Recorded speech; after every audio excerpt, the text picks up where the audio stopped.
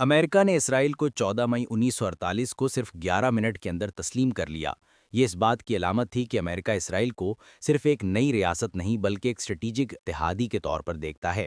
1967 کی 6 روزہ جنگ اور 1973 کی یوم کپور جنگ کے بعد امریکہ نے اسرائیل کے لیے باقاعدہ فوجی امداد کا آغاز کیا، کیونکہ اسے یقین ہو گیا کہ اسرائیل مشرق وسطیٰ میں سوویت یونین کے اثر و رسوخ کے خلاف ایک مؤثر دفاعی مورچہ بن سکتا ہے۔ امریکہ ہر سال اسرائیل کو تقریباً 3.8 ارب ڈالر کی فوجی امداد دیتا ہے، جو 2016 میں صدر اوباما کے دور میں ہونے والے تاریخی معاہدے کے تحت جاری ہے۔ یہ امداد تاریخ کا سب سے بڑا دو طرفہ دفاعی معاہدہ تصور کیا جاتا ہے۔ امریکی دفاعی امداد کا بڑا حصہ اسرائیل امریکہ سے ہی اسلحہ، ٹیکنالوجی اور دیگر فوجی ساز و سامان خریدنے پر صرف کرتا ہے، جس سے امریکی اسلحہ ساز اداروں جیسے بوئنگ، ریٹھین اور لاک ہیڈ مارٹن کو براہ راست معاشی فائدہ ہوتا ہے۔ امریکہ میں اسرائیل نواز طاقتور لابی تنظیمیں جیسے AIPAC یعنی ایپیک، کانگریس، سینٹ اور پالیسی ساز اداروں پر گہرا اثر رکھتی ہیں۔ ان کے دباؤ کی واضح مثال 2021 میں آئرن ڈوم دفاعی نظام کے لیے اضافی 1 ارب ڈالر کی منظوری ہے، جو شدید مالیاتی دباؤ کے باوجود دی گئی۔ امریکی مین سٹریم میڈیا اکثر اسرائیل کے بیانیے کو ترجیح دیتا ہے، جس سے امریکی عوام کی رائے پر براہ راست اثر پڑتا ہے اور اسرائیل کے لیے عوامی حمایت قائم رہتی ہے۔ امریکہ میں ایونجلیکل عیسائیوں کی بڑی تعداد اسرائیل کی مذہبی بنیادوں پر حمایت کرتی ہے۔ ان کا عقیدہ ہے کہ یہود کا فلسطین میں واپس آنا بائبل کی پیشن گوئیوں کی تکمیل ہے۔ اسی نظریے کے تحت صدر ٹرمپ نے 2018 میں یروشلم کو اسرائیل کا دارالحکومت تسلیم کیا۔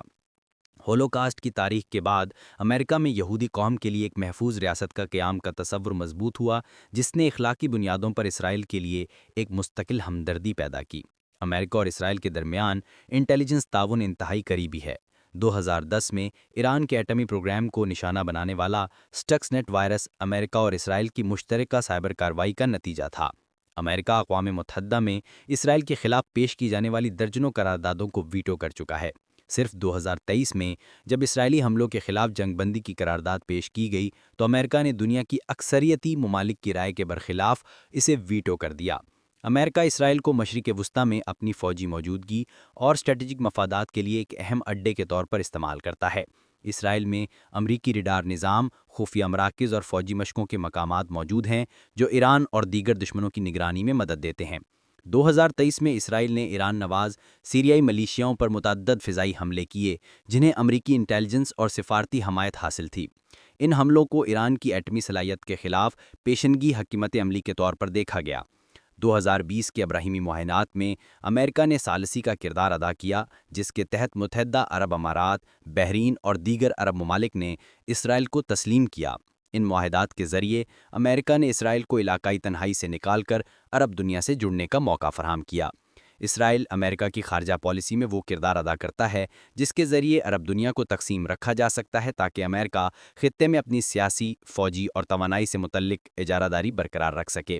یہ تمام عوامل محض وقتی اتحاد نہیں بلکہ نظریاتی، عسکری، سفارتی، معاشی اور مذہبی سطح پر ایک گہرے اور مربوط تعلق کی علامت ہیں، جو عالمی سیاست میں ایک مستقل نوعیت اختیار کر چکے ہیں۔ آپ کی اس معاملے میں کیا رائے ہے؟ خدمت انسانی اور علم و حکمت کے فروغ میں اپنا کردار ادا کریں اور کامنٹ سیکشن میں اپنی آزادانہ رائے کا اظہار فرمائیں۔